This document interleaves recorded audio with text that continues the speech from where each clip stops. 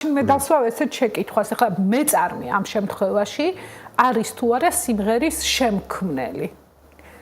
ანუ ვინც სიმღერა დაწერა, ტექსტი, მუსიკა შეიმუშავა, შემოქმედი არის, შემოქმედი თუ არის ეს ცალსახად მეწარმეა და შეუძლია ამ სიმღერის კომერციალიზაცია შესაბამისად ავტორ უფლებების თავად ან სხვების დახმარებით. რა თქმა უნდა, თავად და სხვების დახმარებით და ისიც შეუულებრივად მეწარმედ ითვლება თუ სწორედ ისე შეიმუშავებს და გამოიმუშავებს აი ამ იმას, რა ქვია, თავის სიმღერას, რომ ეს გახდეს კომერციული და სხვებისთვის მოსასმენი.